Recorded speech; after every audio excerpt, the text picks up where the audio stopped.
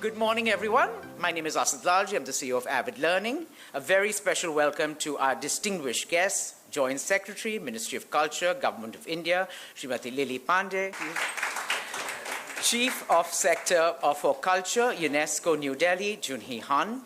Due to unforeseen circumstances and last-minute emergencies, Srimati Priyanka Chaturvedi, Member of Parliament, could not join us, and also the Director of Tourism, Maharashtra, D.N. Patil. We apologize for a slight change in the schedule. A very, very warm welcome on behalf of our partners, FICCI, UNESCO, British Council, Teamwork Arts, and Avid Learning. Welcome to Cultural Continuum, mapping India's cultural and creative sectors. Curated around Ministry of Culture, Government of India's targeted sectors, this symposium brings together the government representatives, industry professionals, scholars, corporate leaders, and creative practitioners to advance discussions, document insights, and share best practices and guide policy making.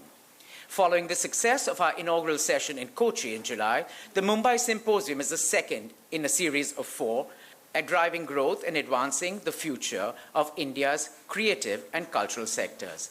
This will be followed by Bangalore in October and the National Conference in New Delhi in November. The idea of the creative economy began with the establishment of economics of the arts as a distinct discipline in 1968, marked by Bowell and Bowen's publication, Performing Arts, The Economic Dilemma. However, it was John Howkins who popularized the term in 2001 with his book, Creative Economy, How People Make Money from Ideas. I think I'm going to buy that book. In the era of rapidly changing technological advancements and the omnipresence of AI, we stand at the crossroads where innovation and artistic expression converge like never before. The digital revolution has ushered in a new age in the creative economy, expanding its reach and impact on a global trade network. Let us begin this remarkable journey towards unlocking the transformative power of culture and the creative sectors. With those opening remarks, I'd like to introduce and invite founder chairperson of Avid Learning, Mrs. Madhu Ruia, a prolific sitar player, Sanskrit scholar, board member of the Oxford Center of Hindu Studies, and a technology student, to extend you her warm welcome. Thank you, Asad.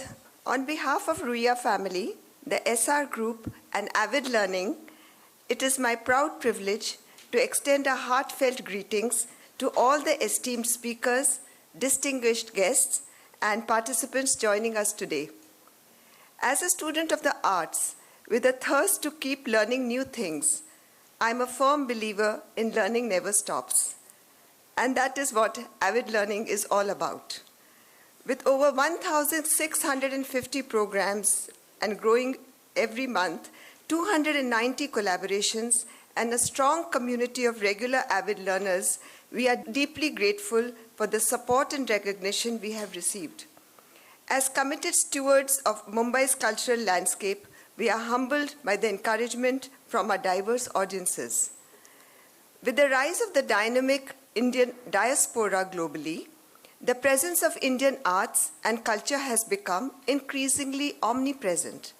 This could be India's moment to be center stage and our responsibility as Indians to achieve this. Arts and culture are the footholds of any civilization. Kala, which means the arts, encompasses language, literature, philosophy, religion, art, architecture, and the performing arts. Sanskriti, which means culture or civilization, represents the aesthetic and creative aspects of human experiences that make up customs, traditions, festivals, values, and beliefs that shape a society's unique identity. Let's pause here for a moment to think about the role of Sanskrit language, which is a fusion of linguistic brilliance and mathematical precision. Can its structural rigidity, founded on logical rules and algebraic principles, help in any way to formulate or understand AI algorithms? The answer at this moment is speculative, but it has given scientists some food for thought. Today in this symposium, we will be exploring creative sectors ranging from cultural festivals, media, and entertainment to the evolving landscape of artificial intelligence and arts education. We will focus on the crucial role of policy-driven discussion. It will be a culmination of what was, what is, and what can be. Our conversations are not about celebrating creativity, they are also about influencing the frameworks that will guide the cultural and creative sectors forward because, as Swami Vivekananda said, once more the world must be conquered by India. This is the dream of my life, and I wish that each one of you will have the same dream and in your minds and not stop till you have realized this dream. With this, let's embark on this journey together, celebrating the arts, culture, and the power of creative collaboration. Let us push beyond our existing boundaries and shape the frameworks with our policies that will guide our culture and creative sector to a vibrant and sustainable future. Thank you. Thank you, Mrs. Ruia, for those very inspiring words. The United Nations Conference on Trade and Development's report, Creative Economy Outlook 2024, released last month in July, underscores the pivotal role that the creative industries plays in trade and economic growth. According to the report, creative services exports surged to 1.4 trillion in 2022, marking a 29% increase over 5 years. Creative goods exports increased by 19% to 713 billion. Developing countries have significantly increased their share from 10% in 2010 to 20% in 2022. We are at the threshold of limitless possibilities, and as we begin this symposium, let us remember that through creative collaboration and shaping effective policies, we can use this potential to drive positive global change. And this brings me to our task at hand, to invite our distinguished dignitaries to take their seats. Joint Secretary, Ministry of Culture, Government of India, Srimati Lily Pandey. Chief of Sector for Culture, UNESCO, New Delhi, Junhee Han. And last but not the least, a collaborator, a friend, a mentor, sometimes tormentor, Managing Director, Teamwork Arts, and Co-Chair, FICCI's Tourism and Culture Committee, Dr. Sonjoy K. Roy. Thank you very much. You can discount the doctor. The only reason they gave me doctorates is because they've got long hair, as many of you know. And I've been urging Bruce to grow his hair as well, and he too will get a doctorate. But thank you all very much for being here today. Mother Ruia, thank you for your continued support of the arts. And I keep saying these are examples, are good examples. We need more and more corporates to take a leaf out of Madhu's book and the Essar group and continue to look at why do they need to support policy conclaves and conferences like this apart from what they regularly do. Without policy conferences, there's no way for us to move forward, and which is one of the reasons why Lily Pandey, Joint Secretary, Ministry of Culture, is one of my favorite go-to people in today's day and age, not just right now, but for a while, because I do believe if we can collectively work towards a policy, it will benefit not just A person or B person or A organization or B organization, but it will benefit the sector. And by benefiting the sector, it will continue to benefit society at large. Remember today in India, I keep saying we have the culture DNA embedded in us across millennia. So cradle to grave, we dance and sing and tell stories. And it's part of our being, it's part of our system. We don't look for subsidy to be able to go out and learn our Kathak or Carnatic violin in the classical tradition or write a story or do puppetry. It is part of our milieu. Every street corner comes alive in the north of India with Ramayan and Ramlila, with Durga Puja and Ganesh Chaturthi. And these are again part of our cultural offerings. And they go beyond religion. These are really about tradition, it's about the art, it's about the architecture, it's about the form, and we need to understand that. I really want to take this opportunity to thank all my FICCI's board of the culture and creative sector, who really do the hard work and the heavy lifting. I come around and wave the hair. to give them some kind of cohesion thereof. But Sadhana Rao, Sanjeev Pasricha, and Asad Lalljee, representing 3 different regions at this point of time. The north, with Sanjeev, Sadhana represents the south, and Asad represents the west. Tania Abraham, we had a very successful conclave in Kerala. Lily's colleague, Dr. Faisal Shah, was with us there with the government, and we're looking at developing that as a good practice, a place to start with, to show how culture can cut across all sectors and be able to move forward.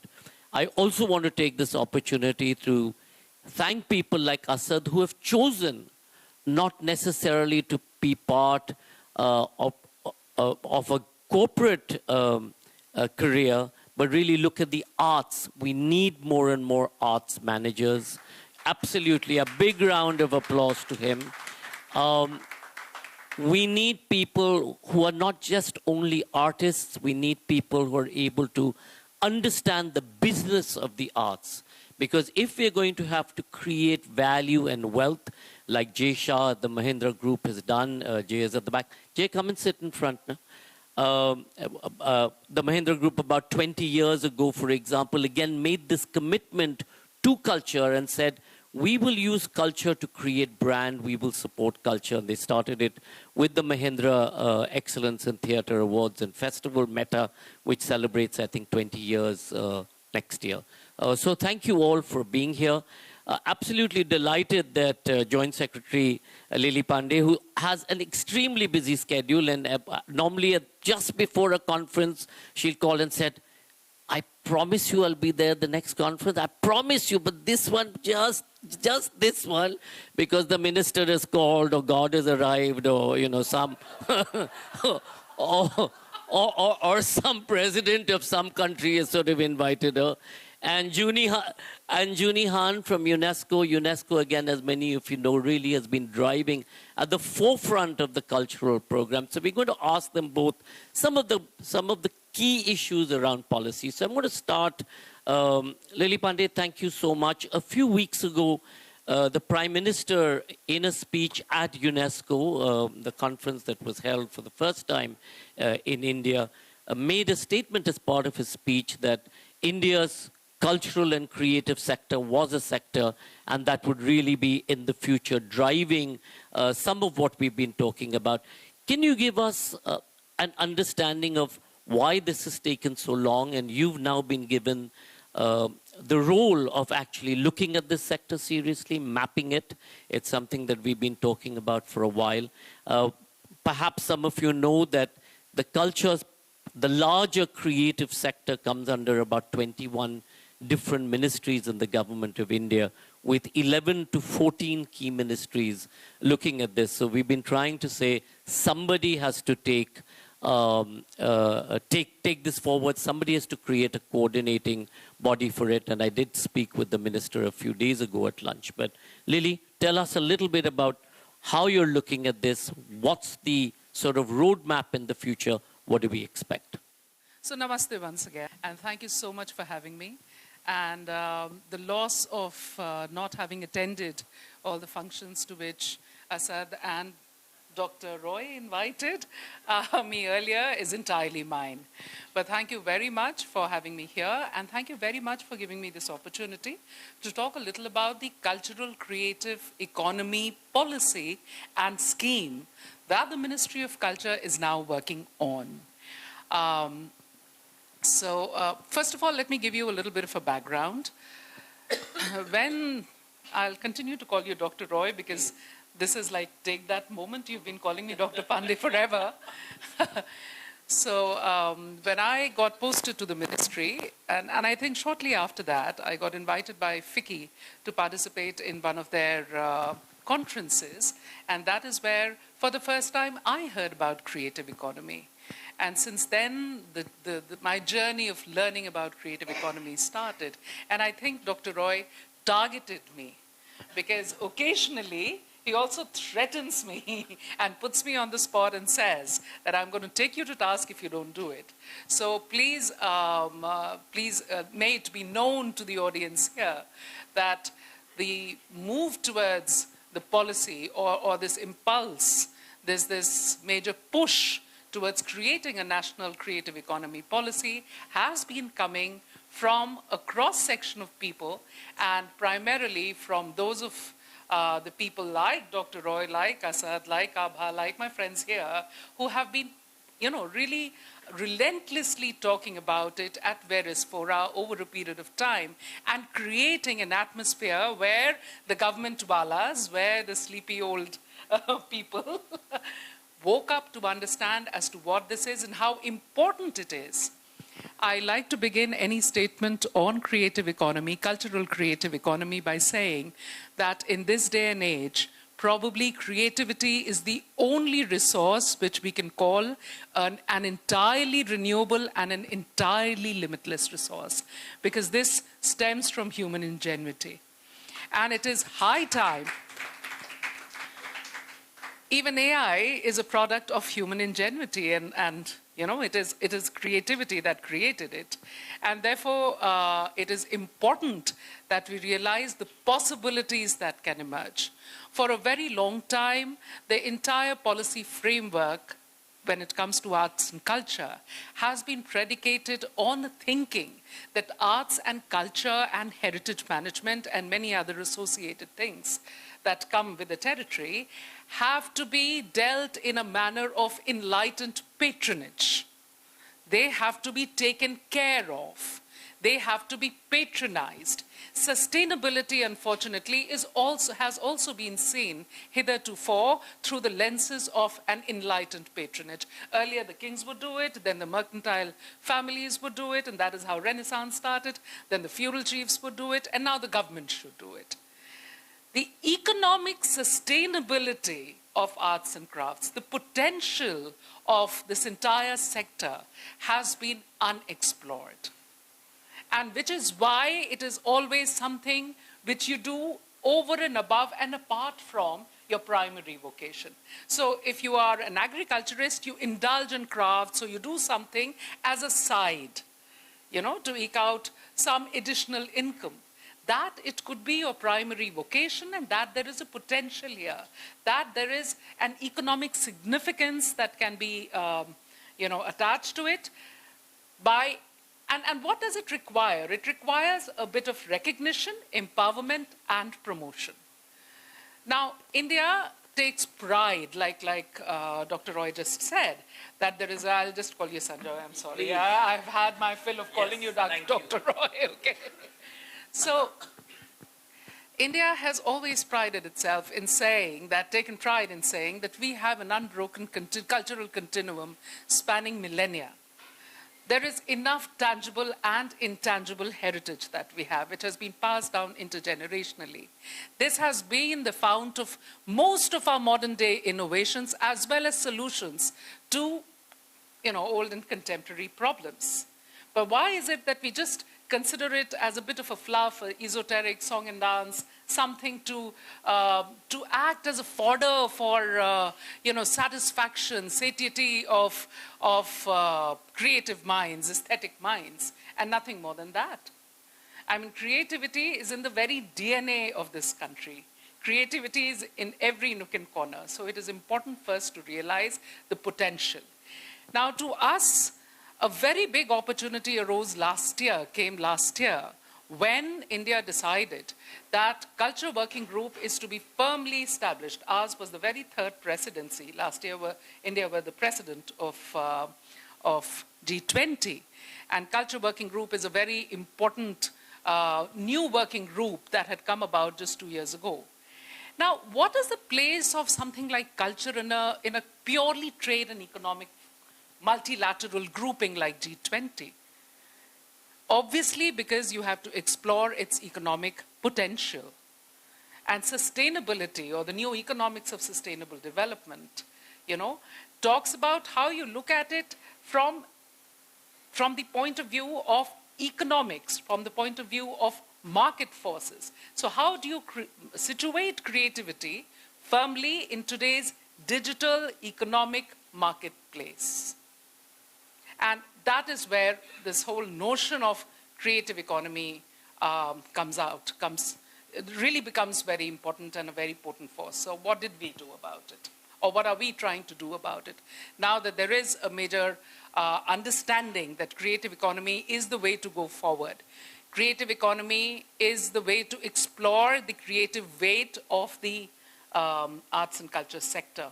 And as a source of innovation, as a source of job creation, as a source of realizing the potential of what India can offer, as a source of promotion of exports, promotion of intercultural understanding and cultural diplomacy, and realization of the Vikasit Bharat 2047 vision.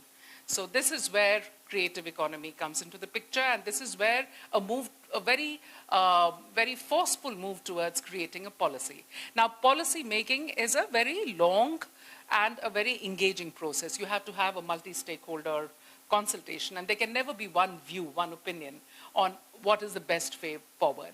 So on the one hand, we are trying to look at the policy frameworks, and as Sanjoy rightly said, that creative economy involves a whole gamut of tasks which are being legislated upon and carried forward by a whole host of ministries.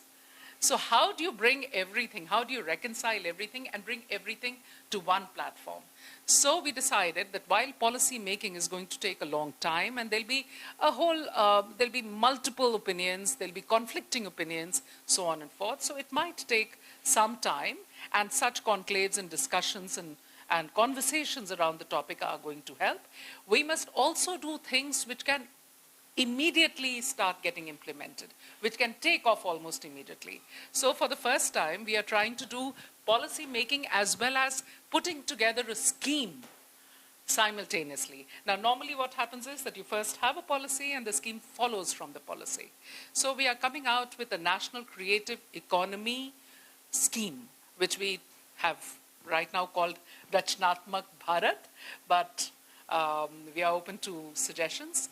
Now, this is the right place. Now, we have done this already in Rio last month, because this is Brazilian presidency of G20 this year. We almost debuted the scheme, so I can talk about the components of the scheme. Our scheme that we are trying to put together has 8 components. And the first component is creation of a culture satellite account. Culture satellite account will tell us, will help us capture the economic weight of the creative sector. Because what you can't measure, you can't manage.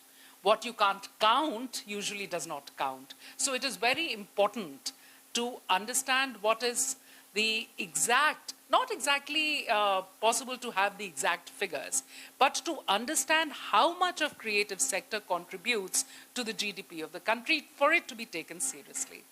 Now, long time ago, around a decade and a half ago, India did create a tourism satellite account, and which is why tourism has found its rightful place under the sun. And film as well. Film was deemed as an industry, and that really changed the way that films were funded. Films could find finance. Films could be organized. So from an unorganized sector, it became an organized sector, and you can see how that's grown in terms of investment, etc. So that's one hope here. So that is what we are trying to, we are hoping to achieve by creating a culture satellite account. We have done some work towards it. We are already in conversation with NCAER and some other agencies, and also the Ministry of Statistics, because creative sector is cross-cutting.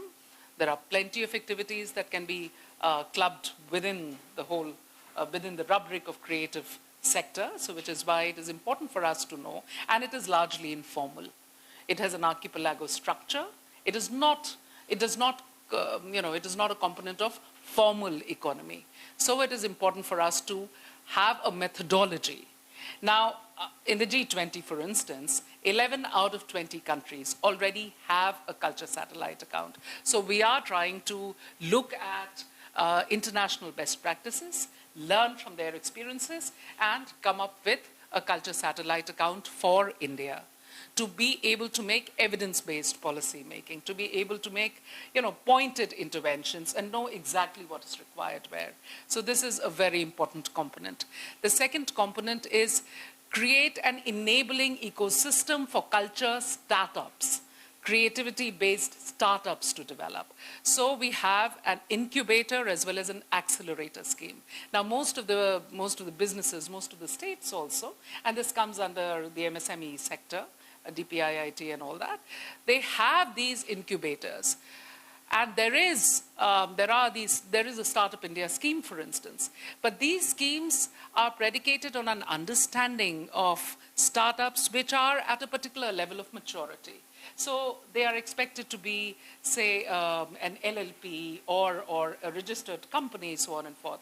But in the creative sector, as we know, our culture professionals and culture practitioners may not have the wherewithal. Most of them may be practicing their skills, their crafts, passed down to them intergenerationally. They may not have any business support measure or the know-how or the knack of being able to organize themselves. So we want to provide them that kind of a support to help them grow, to help them come up to a level where the other schemes of Government of India can take over and, help them, create a business out of what they are doing and therefore become more sustainable.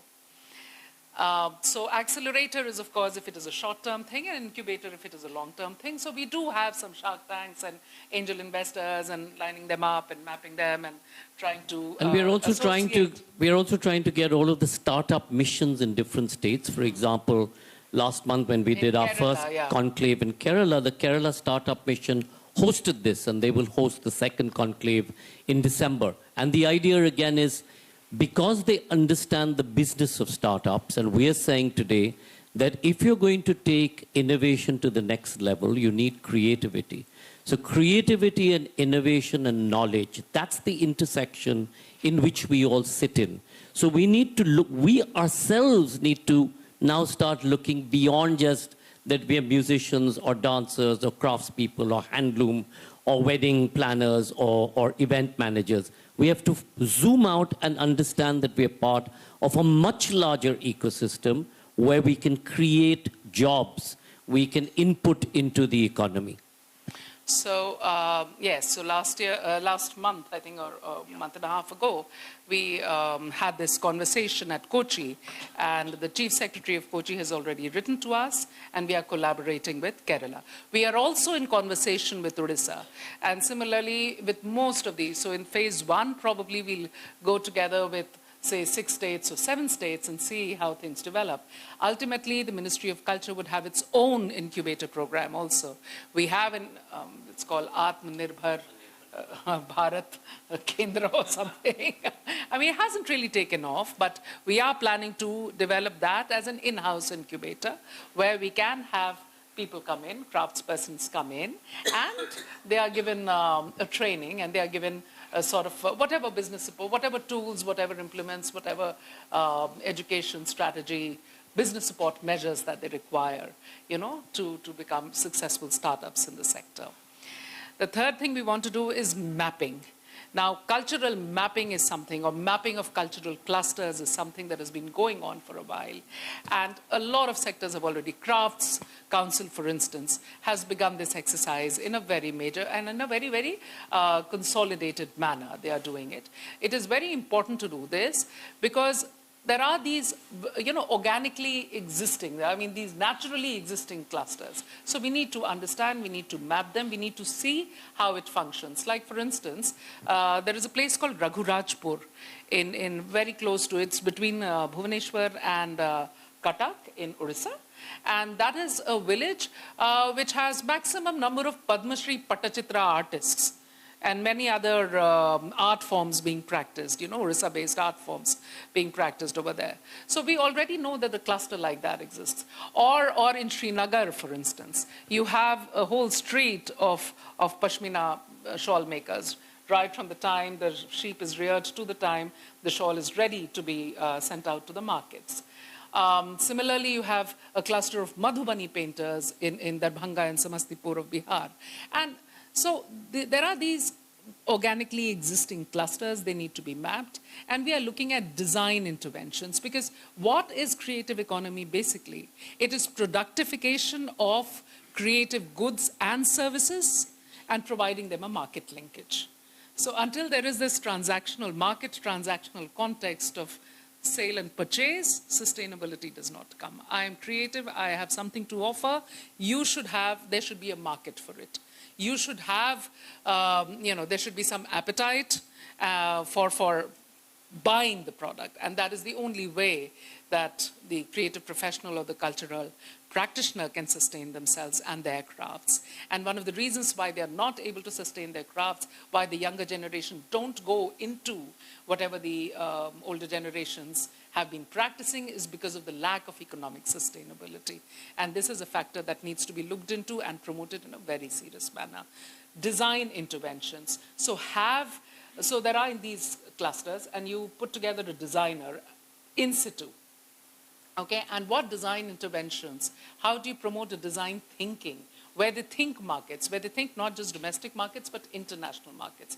So we are planning to have at least a two-pronged focus. One is domestic market, for which you have to generate demand. There has to be a nudge also. And international markets. So as Asad said, that the UNCTAD report and many other reports that have preceded this report have pointed towards how, especially in the global south, there is a major component of creative exports. So how can that be promoted? It is already happening. So how do we give a push and a fillip to it? So design interventions is a very important aspect. The fourth thing that we are looking at is giving some protection to our creative professionals in terms of having a very equitable intellectual property regime and rights in place. So IPR assistance is extremely important. And it is a very complicated thing. Now, WIPO has suddenly woken up. India has been a member of WIPO, but just 2 months ago, a very important agreement was signed about protection of traditional cultural knowledge and traditional cultural expressions, the TCKs and the TCEs. Now, I'll give you a very simple example. I come from Bihar, UP. So, traditional folk songs that we have. Now, we have songs for everything, like Sanjay was talking about. Banno Teri Ankhiyan. Now, that is a song that is sung in the weddings. When Ila Arun sings it, she sings it, I don't know, probably she sang it or someone else sang it, but it was filmed on her in a particular movie. They made a lot of money out of it, right? But what happens to the community that owns the song? Or that Kashmiri song, Bumro. Now, I give a lot of examples from Kashmir because, all right, yes, he's my director, we work together. So, Bumro, Bumro. Now, that was also picturized in some movie. Or Ikkat. Suddenly, Cameron Diaz, fancies Ikkat fabric. There are these companies which have the wherewithal to actually pick up the techniques, pick up the patterns, and produce it, on an industrial scale, on a global scale. But what happens to the artisan, to the craftsperson, to the weaver, who has the knowledge passed down intergenerationally? It is a very complicated issue. It is not a simple issue, but this is an issue that needs looking into on a very deep level. So until we have a very robust intellectual property rights and a very equitable intellectual property rights regime, we are going nowhere with it. So we are looking at that. That's an important component too. Then we have it's a marketplace, right? And today, we need to have a digital marketplace. So we are trying to see as to how to promote e-commerce in creative sector. We have been in conversation with Mr. Koshi, who's the CMD of, CMD or CEO of ONDC, okay? Because ONDC is a domain agnostic place. So how we can help market these goods and services and put them to begin with on ONDC and later on bigger, e-commerce, digital commerce sites. So that, and for that, a lot of capacity building is required, which UNESCO is also doing, which we are trying to do through our 43 agencies and so on and forth. So that is another aspect that we are looking at very seriously. Then there has to be a very healthy, robust demand for goods and services. Because what I have noticed, and that is just because of the mentality, when we think that it is something to be enjoyed, it is something that is extra, that is a little, that when your basic needs have been met, you can go and have a beautiful evening where you can enjoy some performance. We are not looking at it from the point of view of something that we want to pay for. Okay? It is, so if a pass comes to me, I'll be very happy to go and see it, but I'd be slightly reluctant to pay for that performance. But that is very important. So creation of a demand. And secondly, when we start looking at everything from an economic standpoint, it is important to have professionals who can manage it. So we are also trying to institute chairs in business schools. Creative economy chairs in business schools, have some scholarships so that people are encouraged to take it up as a profession. And this would also lead to the professionalization. Communication strategy, branding, having some sort of a culture mark, a badging that can be done, like the BIS standards, etc. And that can also be a logo that can be promoted. Would be required if we want to promote these goods and services, and especially in terms of export, etc. So that is another thing that we are looking at. So these are some of the principal components of the scheme. I am happy to tell you that the scheme already has an in-principle approval. Of course, in Government of India, when you try to do anything, it requires a slightly more, the routes are slightly circuitous, but we are chaperoning it to the best of our ability. And hopefully, shortly, we should have the scheme in place, and we should be able to take up projects under each component, on a pilot basis, and that would be a good rollout. And if I don't do it, I think Sanjay here is going to be like chopping my head off, because he's been talking to me for at least a year or a year and a half. 2 years. 2 years. 2 years now? So see, at the end of 2 years, we are already here. So I think I should be spared.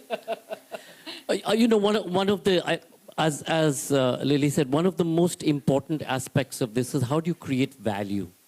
So as she said, design intervention is so necessary. So when you go into a Sabyasachi or a Tarun Tehliani, you're not going to haggle with the person ki mujhe 1 lakh kam do or 5 lakh kam do. You will say, okay, Sabyasachi will say this costs 1 crore, and that family will decide, well, that's okay. But at the same point, that particular fabric, when it's been woven in Benares or wherever, or the work has been done, you are negotiating with that original weaving or weaver who has taken 1,000,000 times of doing that one stitch to build muscle memory. You will argue with them and try and haggle them down. And the other thing that she talked about, we're talking about geotagging. Many of you know about geotagging. Look at the Baluchari sari, for example. So an original Baluchari, which is a hand-woven, will cost you 25, 40, 60,000 rupees. A machine-made Baluchari today with the same name, it's seen as a Baluchari sari, is 3,500 or 4,000 rupees. So it's still being sold under the tag of Baluchari. So again, the effort is going to be that by geotagging a product, you can do the same weave technique, but you can't necessarily call it that this is a hand-woven Banarasi, or this is a temple sari, or Kanjivaram, or a Kota sari, or a Baluchari. So the effort is how do you create value? Similarly, Gauri Tripathi is here. How do you get somebody to walk in there and buy a ticket for a dance show? Asad is sitting here with his Royal Opera House hat. How do you get somebody to buy a ticket there? Smriti is there with Serendipity Festival. How much do you provide which is free or through invitations? And at which point do you provide and say that, no, you must value this because these people have taken the time, energy, and effort to make this possible, and therefore there is a value to it. Or Bruce is here from the NCPA, and they, for example, have been able to create that. Today, as many of you know, Zubin Mehta concert will, A, you can't get a ticket, which is fantastic, but B, you have to pay top dollar to be able to get it. Similarly, at NMAC, at the NMACC Center, they've now started looking at between 2,500 and 7,500 rupees to get into NMACC to see a show, which has come from outside, which is to some extent equivalent to outside. But these are complex issues.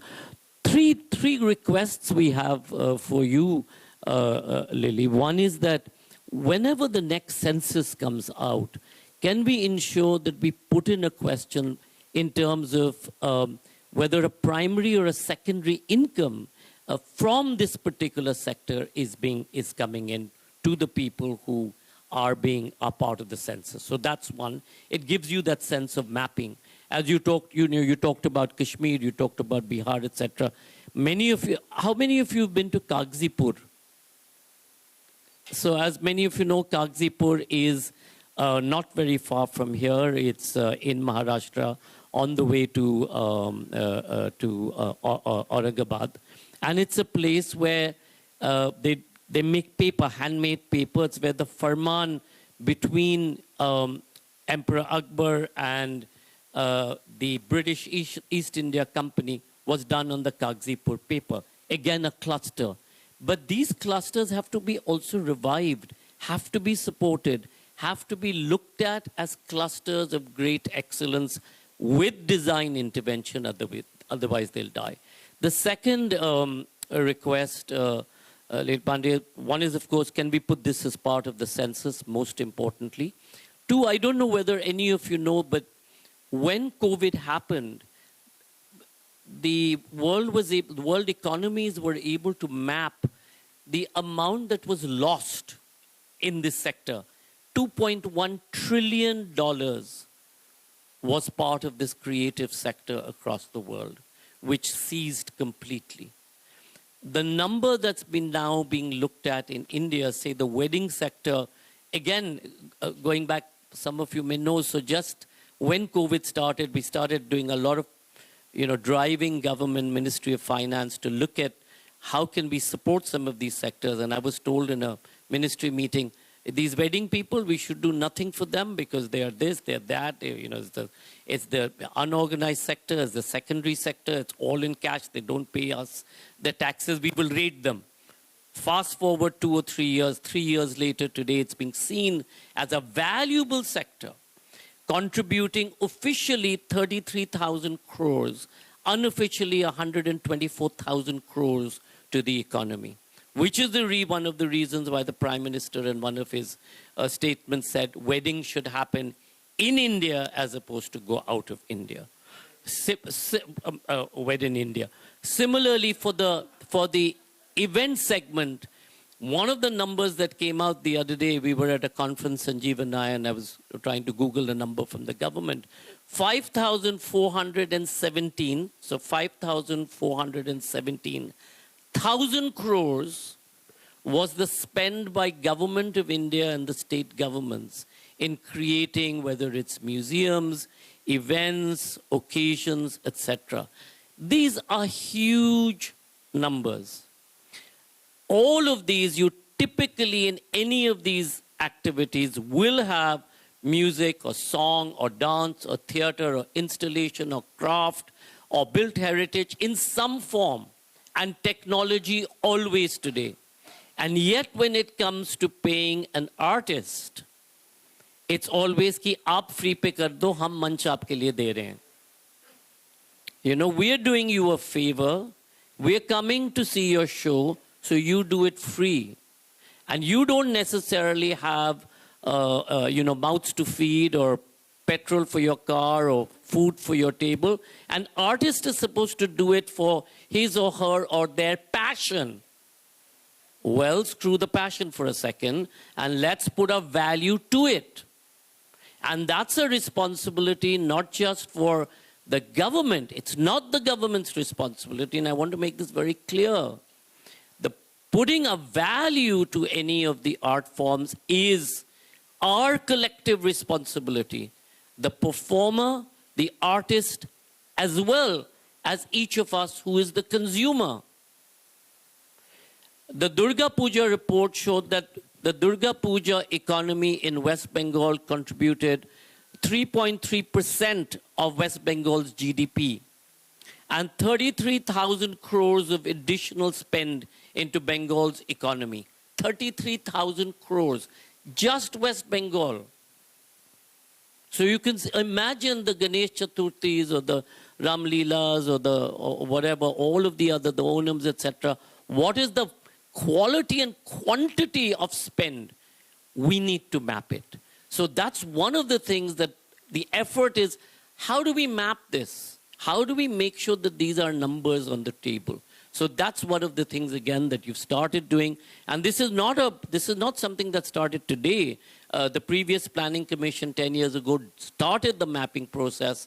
Government of India, Ministry of Culture started the mapping process. It's a process in the works. Very difficult in such a large country with 1.3 billion, where our calculation is that about 400 million people are contributors to the creative economy in India. 400 million. That's huge. And we're also aware that for every $1 million of investment into built economy, you create 9 jobs. For every $1 million of investment into the creative economy, you create 99 to 111 jobs. When you're looking at the number of jobs that we need to create for the young in these next 10 years, it is huge. And this is a solution, possible solution to it. So thank you so much, Lynn. I'm going to come back to you at the end with a future projection and what's happening as part of the G20. We'll come back to that.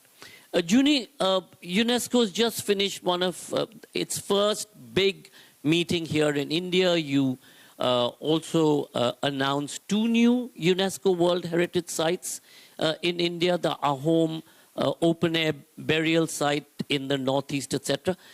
Tell us, one, why was it so important to do this conference here in India? What were the outcomes? And secondly, what is the process in which UNESCO, so like some of the questions that I received was, why do we only get 2 sites a year recognized as UNESCO World Heritage Site? Why do we have such few recognized sites in India? I don't think people realize that we've started it somewhat late in the day, and for many years, I think 10 years in between, we didn't even register for 1 site. Junie. Okay, thank you so much. First of all, I'd like to thank the Vicky and Avid Learning for inviting UNESCO New Delhi to this important and interesting gathering. Sanjoy, actually, I have prepared a short PPT, so I will not go through, but maybe just to go through the background of World Heritage. Why don't you talk us through it rather than the... Okay, yes. So I thought that, yes, the World Heritage, actually World Heritage is one of the UNESCO's biggest flagship project. And everybody knows, World Heritage. When people mentions UNESCO, and then one would immediately think of World Heritage. But not many people actually knows really what does it mean. And what does it truly mean, and what its significance is. So I thought that it is a good occasion to talk about a bit more, but I will try to summarize. So actually, World Heritage Convention, we often call it the 1972 convention, which, because it was established in 1972, was a truly landmark international treaty, not only in the field of culture, but also in the field of also environment and the culture together, because under one single instrument, it brings together the protection of not only cultural properties, but also natural sites. Therefore, within the World Heritage, we have cultural properties and the natural sites, which are mostly, in general, the national parks. So in India has so far the 7 natural sites, which are all national parks, like Great Himalaya, and also Kanchenjunga, Manas, etc., etc. So, but the notion is very important actually, because the notion is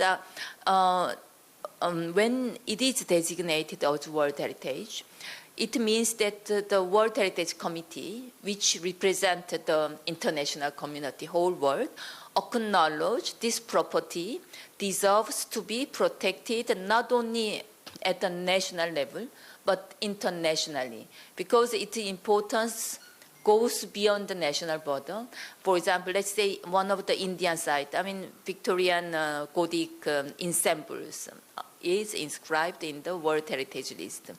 This is important, I mentioned because we are in Mumbai. Of course, this is very important, Mumbai, first of all, municipality, and then after municipality, it goes Maharashtra, and then, of course, it's in whole India. But World Heritage Committee says this is not only important cultural heritage for India, but also for the whole humanity. So the whole World Heritage Site now, which goes beyond 1,000, actually established a list of properties which deserves to be protected internationally, not only by national government. So. And practically, once it gets a tag of UNESCO World Heritage Site, practically what does that result in? What does that do to that particular monument or national park or intangible heritage? So I think it is also very important question, and then important for us to understand, because we often receive emails denouncing UNESCO, what UNESCO is doing. There is a very, the weird things happening, protection is not very adequate, all these things. But the World Heritage Convention clearly mentions, I said one property should be protected at the national level and then beyond the national level. But first, responsibility lies at the national level. So municipality, for example, and then Maharashtra state and the government. And for example, in India, the ASI, Archaeological Survey of India, is one of the largest, not only India, but in the world, the largest organization which takes care of various monuments. So I think currently they have more than 3,000 the nationally protected monuments. So, but what is the function of World Heritage Convention, and then which is represented, the committee, which represents the World Heritage, the convention's state party, is that, of course, first of all, we make basic principles on how to protect and conserve and then safeguard. So very often we call it just the state of conservation. So when the site is inscribed, there is a permanent and constant monitoring from the committee side on the state of conservation. So, for example, this year in the World Heritage Committee examined among the Indian site, it's a state of conservation, like I think there was a Kanchenjunga site, there was also the Darjeeling Himalaya Railway. Jaipur is one of the sites which is in the cycle for being reviewed by the World Heritage Committee. And so this monitoring, and for example, Hampi in India was, put in the endangered list. So when one site goes into the reporting cycle, it means the committee observes very closely its state of conservation. So actually it prevents for the site to lose its value. So this is one of the most important functions of the World Heritage Committee and then Convention. Although the new nomination is often more popular. People knows, and then their interest goes rather to new nomination, what is new nomination this year. But in the heart of World Heritage Convention, the protection and then conservation is really. So can you tell us how the Ahom site got nominated this year? And also, Lily, what is the role of government in this? One is, of course, the UNESCO, the world comes together to do that. But it's not that UNESCO is actually actioning any of this or protecting it. It's the local government. Therefore, when we saw in Egypt during the Arab Spring, people sort of, walked into the Egyptian museum or the Bamiyan Buddhas. It may have been part of the I don't know whether it was a UNESCO World Heritage Site at that point, but when it was destroyed. The Butte Bamiyan, right? Yes. Yeah. So yeah, first yes. So yes, as I said, I mean, of course, we responsibilize first the national government, the even local government for the protection. But then when it's not working, of course, international mechanism can be engaged, such as for example, Bamiyan and then Herat, both sites were inscribed in the World Heritage List and at the same time in the list of endangered sites. On the basis of emergency. It didn't go through all this tedious procedure, but because it was threatened and then destroyed. So we considered that already the OUV, the value of the site, were partly lost or were being lost. So this is the international mechanism. So of course, the national government together with the committee and the other international community should work together. And so government role is basically the primary protection.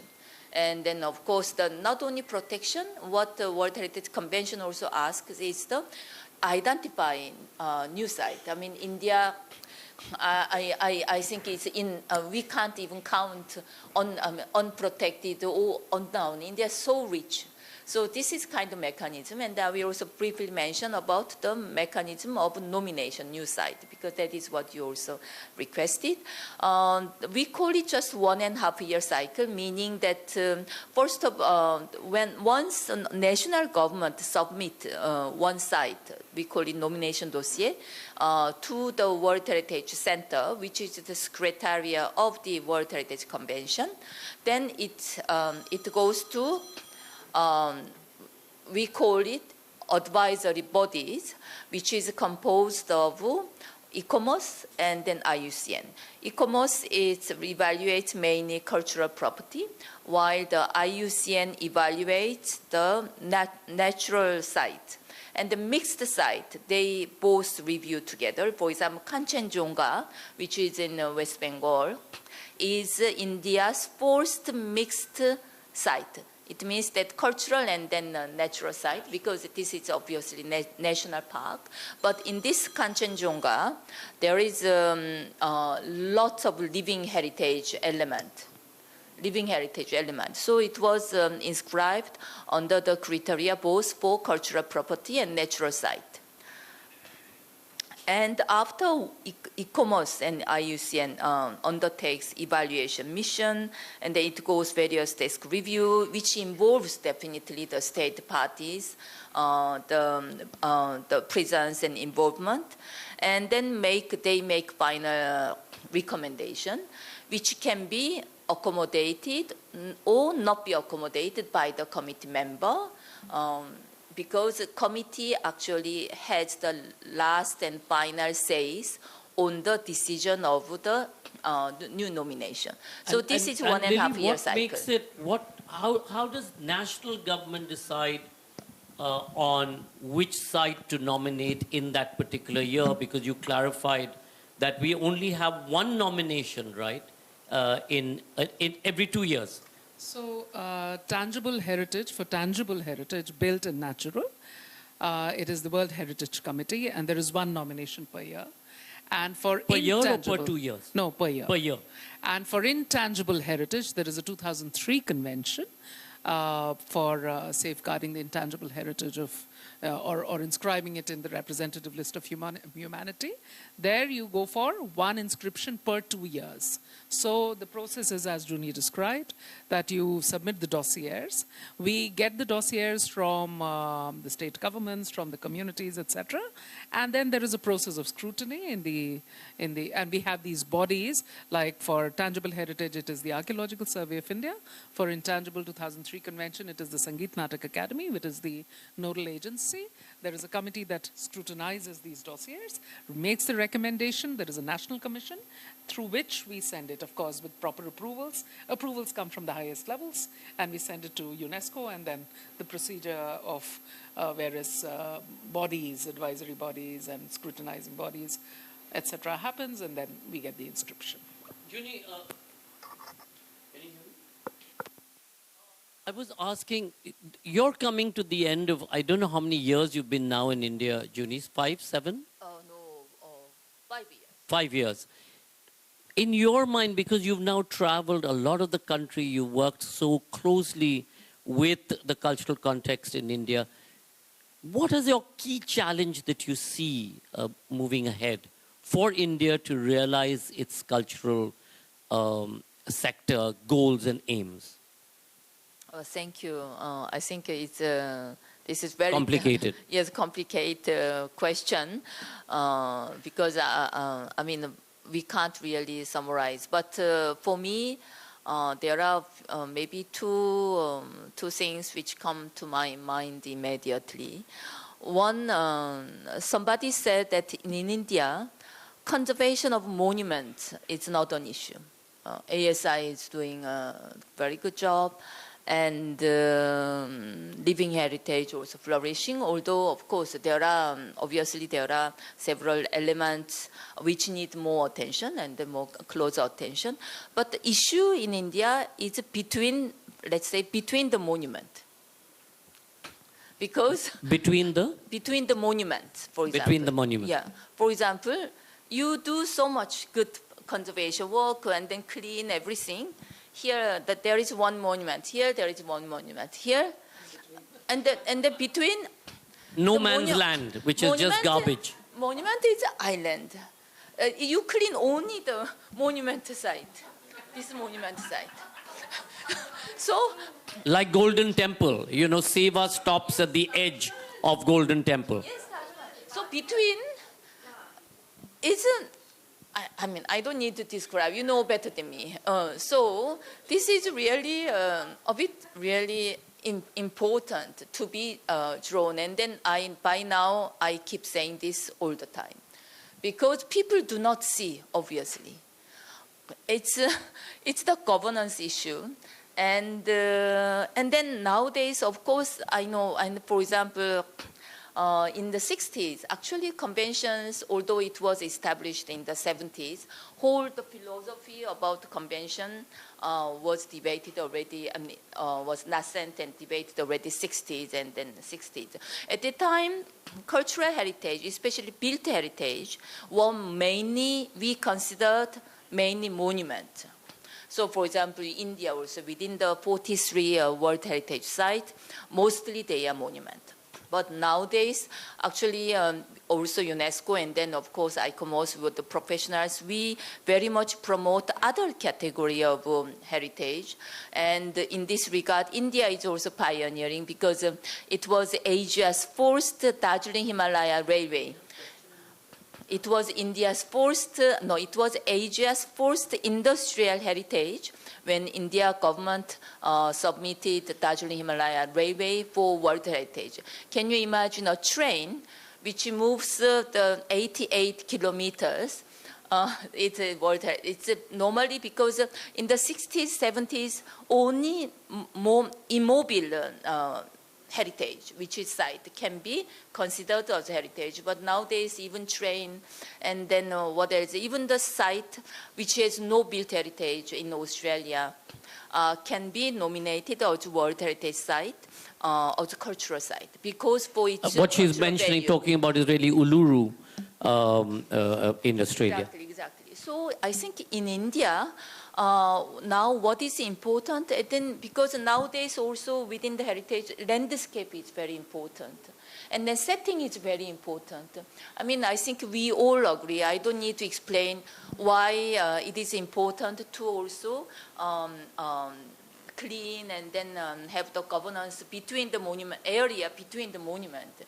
Because what is point to have so much beautiful monument and amazing monument, as soon as you go outside, you face totally different. And then it is not sustainable neither. Nowadays, within the World Heritage, sustainability is one of the most important elements, and the local community participation for the benefit of the local community. So taking care of the between. That is, it means that heritage should be taken as a landscape, not only isolated element. It needs to be a mindset change when we set up our Mahindra Kabira festival in Varanasi, I remember the district had saying, what is it that you're going to achieve? So I said, we want you to clean the city. That's what we want to achieve. And he said, oh, but there's a general who's responsible for it. The Prime Minister's office has appointed a general.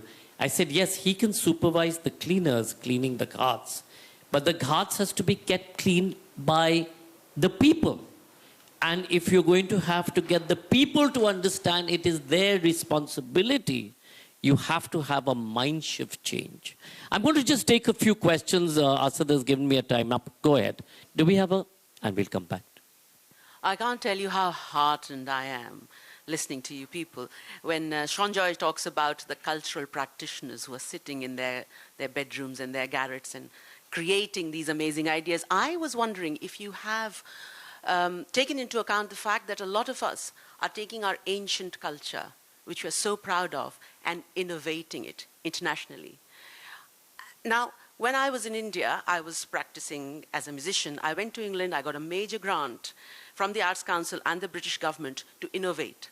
So what I did was I took our ancient Sufi and Bhakti music and connected it with British jazz and made a band, right? Now I'm performing that in England. But when I want to bring this new work that I have done to India, I, as a cultural practitioner, would like to know who to go to. So it's really very important. I think again she's talking about, is there a systemic way that we can create, using technology, Lily, a platform where a lot of people from across the world can come in, look at, having a list of venues, look at having a list of curators, festivals outside of just government. Can we have one common platform like what British Council set up? I'll come to you guys. So it's basically the information, right? It's the information also systems. Because now the world is getting stunned by this music from, I'm singing Sanskrit with Farsi, with English, with Latin, and it's happening there. I want to bring it here. But I need to know beyond the fact that one can have friends in high places who tell them, I would love to have, there are a lot of innovators there, who would love to come and say, hey, we're doing this new thing with the ancient. Tell us how to bring it, because I can do only so much. We for need passion. a marketplace, Lily. We need a marketplace, and this is what creative economy is about, basically. Yeah. You need, if there is market, if there is appetite for this, and if people are ready, willing to pay for it, you can do anything. Could we take the mic at the back? Yeah. The two gentlemen at the back.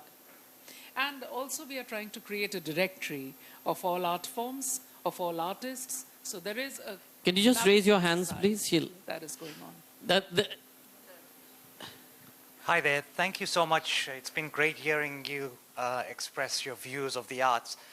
So I think a business that I used to run, Culture Shop, addressed many of the things we spoke about today, which is about highlighting Indian culture for the 21st century and using technology to leverage that. Unfortunately, we closed in 2022 because of lack of support for this area. And one of the things is accessing the things that we're talking about. How do we access them? How do we get to funding with the government and work with How do we access funding? Okay, the Because gentleman that's a in front of you, just give him the mic, yeah. I had a very simple question to ask, that the way you have government, central government in Delhi, and then state government, and then Panchayat Raj. For example, I'm an architect and I moved outside Mumbai to a place called Alibag 25 years ago, and now that place is getting developed. And I have constantly been trying to say that please stop that place from becoming another Panvel or another industrial suburb of Mumbai, because there is nothing that's done for culture. And, so is there any zoning that happens? So zoning for culture. So we have, how do you access funding? Zoning for culture. Can I go first? Yeah. I'm not sure that how many people who is here is like a related architecture planning or planner. But what you said about between the monument, the moment that you identify the place, that it's kind of, there's a tendency of draw the line boundary, that it's one side is able to do this, conserve, one side is not. So that kind of very stark distinction in terms of planning decision is one problem. I had worked in a World Heritage Site the process of inscribing the Champaner Power Girl, it's one thing that is I really, it was my experience that this decision that it's the local government taken that it is a living heritage, and within the monument there's several villages. None of the villages are not threatened that they are our own life and then didn't move out. But it's clearly that it's a monument that it's identifiable as a single monument, is fenced, and then less access. So that's a kind of tendency that we could observe. Champaner Power Girl. Yeah. Okay, and the lady, yeah. Hi, Sanjoy. Hi, everybody. So my question was, I was very moved when you talked about muscle memory and these artisans who've been carrying legacy crafts in their DNA, and how weakly, they have no protection whatsoever from the forces of commerce, and they don't think like entrepreneurs. So one anecdote that came to my mind I wanted to share was when I interviewed Tarun Talyani, and he said, you know, Sangeeta, in the days of Akbar and all these Mughal emperors who were very affiliated with nurturing the arts, they may be terrible for us in other ways, but they were nurturing the crafts and the arts of India. One of the things that happened in their mentality of the craftsman is, if I want to earn the prize, I have to impress my emperor. He is my patron. But in today's market, the designer has to browbeat them into perfection, into creating perfection, because they're not thinking like entrepreneurs. They're thinking like, okay, I have to survive, and therefore I have to give this designer whatever he wants on time. And so when Tarun told me that was resonating very much with what you said. They don't know the value of what they have. And if technology is replicating it mindlessly and then devaluing it, then that is the most... So how do you realize that? And one last question here, and then I'll ask the panelists to just go around. So my question is, Lily, is there a way to connect Indian organizations to organizations abroad? The Indian diaspora has so many organizations. There's an organization called Diaspora, which is a huge amount of Indian population, in them, and ask them to create markets, because Indians are saturated with what they see, but the demand is actually abroad. So connecting with abroad, M.R. Rangaswamy in Diaspora. Go ahead. Yes, go ahead. My question is actually further to what Sangeeta said, and also what you mentioned, Madam Lily. It is wherever I go, like be it, say, a workshop on Kavi art, the fundamental is Kavi is a dying art. Where are the craftsmen? A temple has painted their Kavi art pink, a bright candy floss pink. You go to Asiatic Library, we have recognized our Watson diaries thanks to the British Museum for years, telling us about our own textiles. You go yesterday to a weaving panel, and the artist talks about how it was such a challenge for her to get the weavers to actually share the process of how many, the thread count or whatever. Is there some way we can get our own arts before they, or crafts rather, before they get extinct into some kind of an, archived method? So one is archive, Lily. One is, can we connect with international organizations? One was, how do you realize funding from government? Why don't you start each of these? And can we get the mic this side? I want to know, till now we have been talking about preserving the craft and finding a market for the craft, the rich folk art. What about fine art? What about fine art? Okay, and the last question then we'll, because we're going to run out of time, Asad's going to shout. Just in terms of taking it abroad and taking Closer, it to, please. In terms of taking all of this cultural heritage abroad and taking it to a global audience, is there a plan to create an educational platform where, like, sectors like people in the tourism industry who are doing this every day and going out there can actually learn in practical terms about what the country has to offer? Right. May I? Okay. Bad memory, but I'll try to remember everything and try to address these to the best of my capacity. Starting from what you said right now, first of all, why do we do anything? Why do we have these World Heritage sites, and why do we try to conserve and protect them? To promote tourism. So culture and tourism have to synergize and have to come together, because it's all about projecting India's soft power. Now, we have a global engagement scheme. We do Festivals of India, and we also have an Indo-Foreign Friendship Society component of the scheme, where we do fund all these diaspora-based societies for promoting Indian art and culture and for promoting India's soft power in the countries where they operate.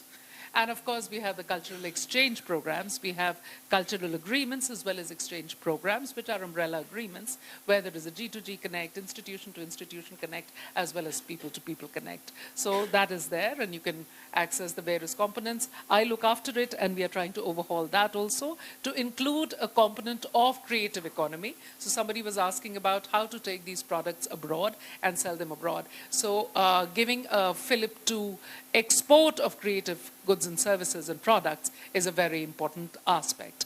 National inventory is what we try to create when we are looking at the intangible cultural heritage of India. Now, intangible cultural heritage is a very important part of community knowledge and the cultural know-how that the communities possess, and which are passed on intergenerationally. And we are, of course, through Creative Economy Scheme, we are trying to ensure, or we are trying at least to look at how these also become a part of their livelihoods, job creation, income augmentation, addressing the needs of the marginalized and communities, economic empowerment of women, because mostly it is the women who practice these craft forms or even the art forms, etc. So there is a national inventory. Sangeet Natak Academy, one of the autonomous organizations under Ministry of Culture, is what maintains this.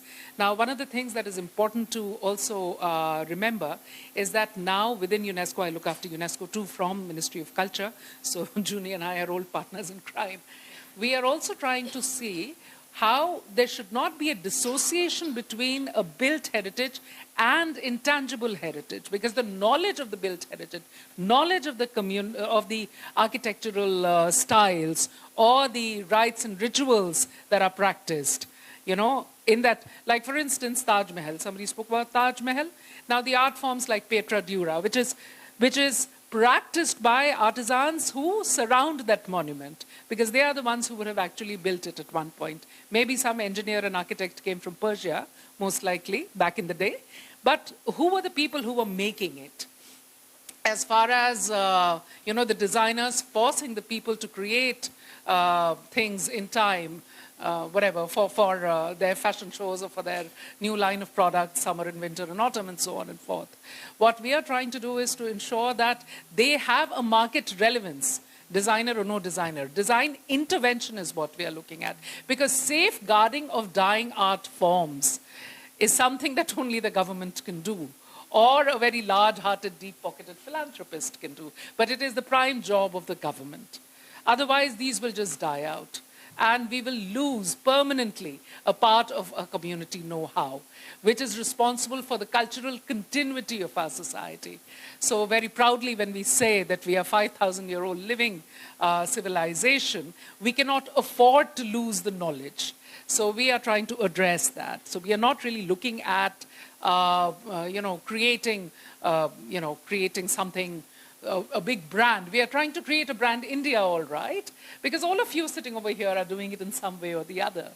But we are looking at sustaining it economically and over a period of time, so that we actually are able to do justice to the soft power of India globally.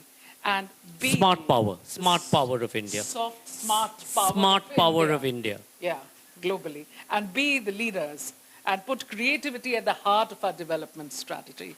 That is the need of the hour, and this is the idea whose time has come. So which is why it is happening now. Junie, did you want to respond? Did you want to? No, any of the questions, did you want to? Yes. Thank you. I think I'd like to comment on within the monument and then people, local communities living.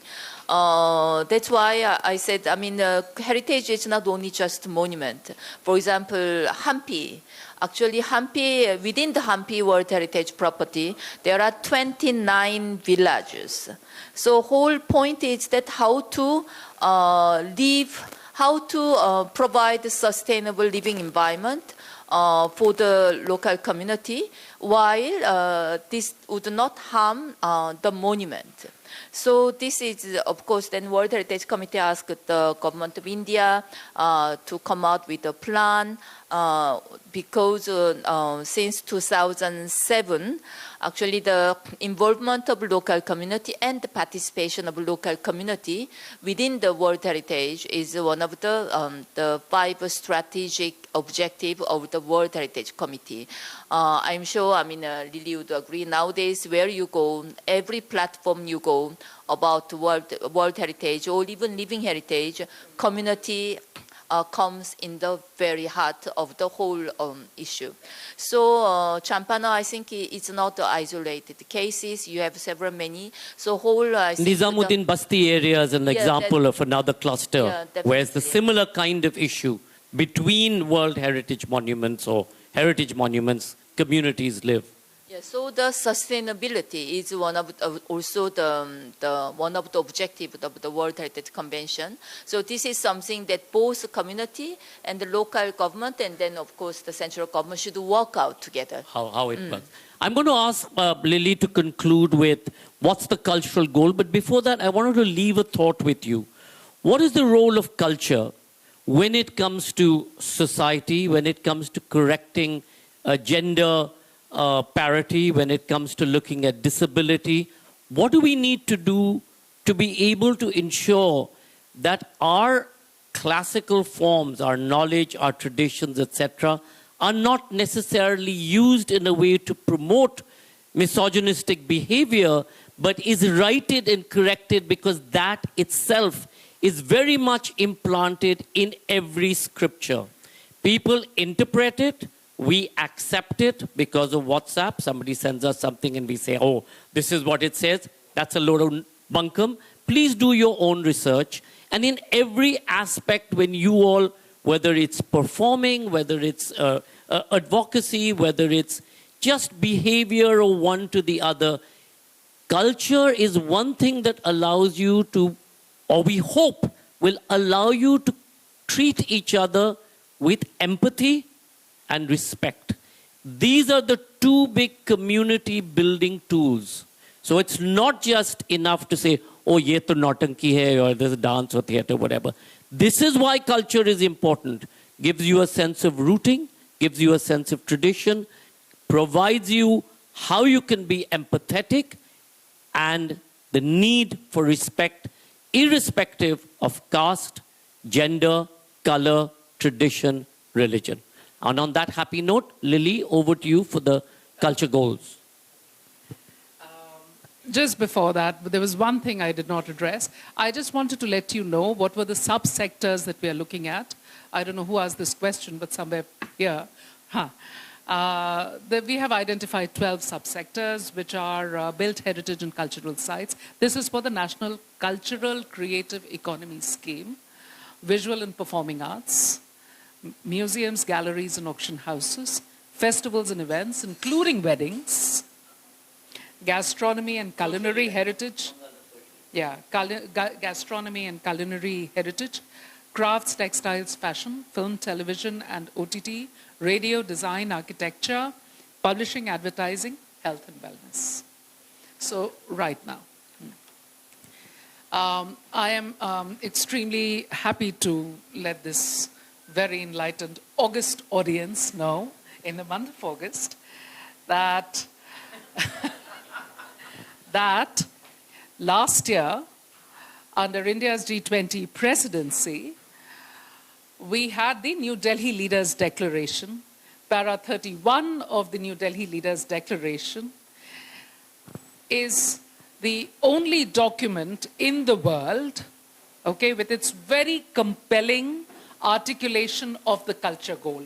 Now, let me very briefly tell you what is the culture goal. Right now, there are 17 SDGs, right? The SDG 2030 framework, there are 17 of them, and at least 11 of them require culture in some form or the other for the realization, for their realization. So culture is right now very diffusely defined in the current SDG scheme of things, but a transversal that cuts across all these goals. Under India's presidency and stewardship and leadership, we got the membership to agree that culture should be a goal unto itself.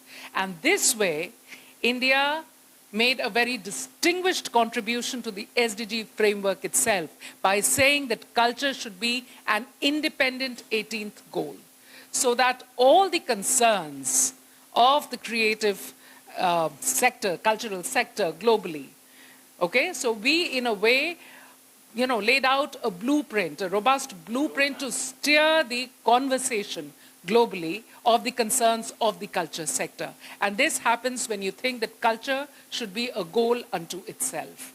And what would this lead to? And how does it align with whatever we are trying to do?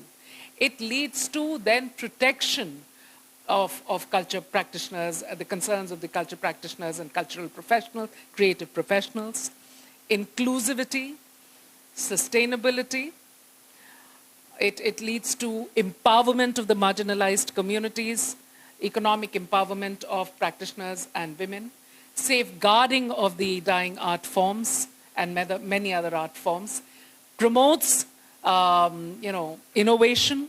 It promotes intercultural understanding, cultural cooperation, cultural diplomacy, and everything else. So this is what we have been able to achieve under India's stewardship of G20 last year.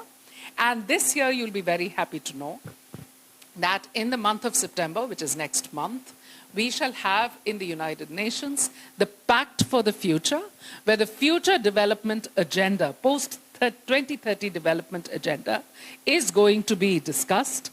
And it is because of India's efforts that culture goal is being taken up very prominently. So right now, it is everybody's duty, not just the governments, but all of us, the creative professionals, the culture practitioners, all lovers of art, to say that this is something that happened and should be promoted on a global stage so that culture becomes center stage in the future development strategy, not only nationally, domestically, but globally.